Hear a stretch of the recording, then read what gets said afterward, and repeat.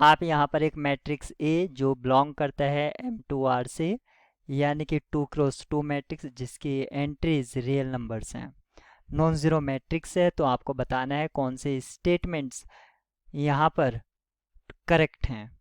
Option A को check करते हैं। अगर if a square equals to 0 then I minus a raise to the power 5 equals to 0।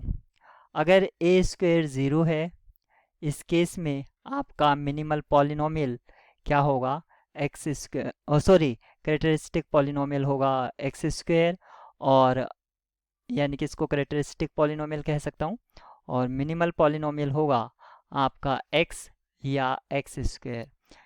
X आपका हो नहीं सकता क्योंकि ए आपका नॉन ज़ीरो मैट्रिक्स है, तो आपका मिनिमल पॉलिनोमियल होगा एक्स स्क्वेयर। साथ ही साथ क्योंकि कैरेक्टरिस्टिक इक्वेशन आपके एक्स स्क्वेयर है, तो इसके जो रूट्स हैं वो 0 0 होंगे। अगर ए के रूट्स 0 0 हैं, तब I माइनस ए के जो रूट्स होंगे वो क्या होंगे, 1,1 होंगे।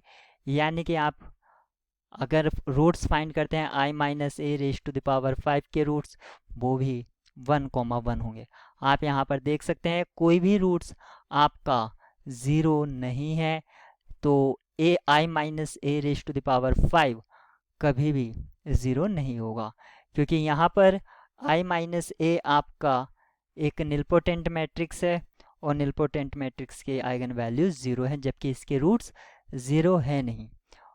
तो फर्स्ट ऑप्शन आपका डिस्कार्ड हो जाता है। आप यहाँ पर देख सकते हैं अभी हमने निकाला I माइनस ए के रूट्स। ऑप्शन बी को हम यहाँ पर चेक कर रहे हैं, ए स्क्वेयर इक्वल्स टू 0, तो I माइनस ए के जो रूट्स आए थे वो 1,1 थे। कोई भी रूट 0 नहीं है, तो इसका प्रोडक्ट नॉन ज़ीरो आएगा, तो इन्वर्टिबल होगा, ये हमारा करेक्ट हो जाएगा।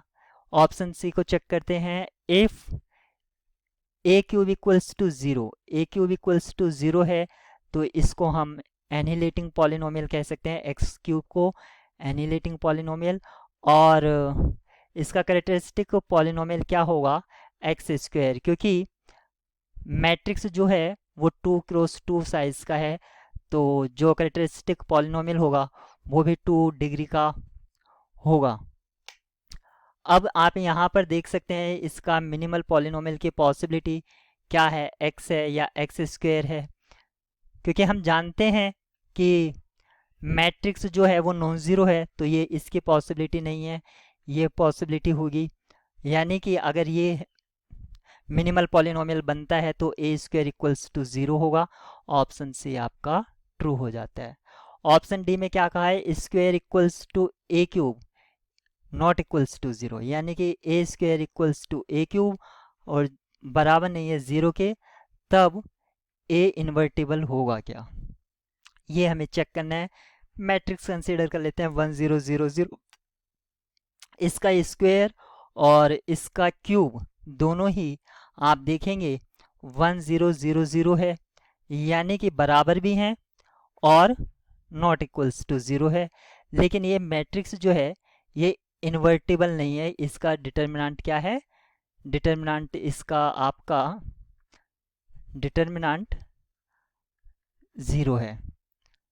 इस तरह ऑप्शन डी आपका रॉन्ग हो जाता है। इस प्रॉब्लम के लिए जो की है वो बी और सी है।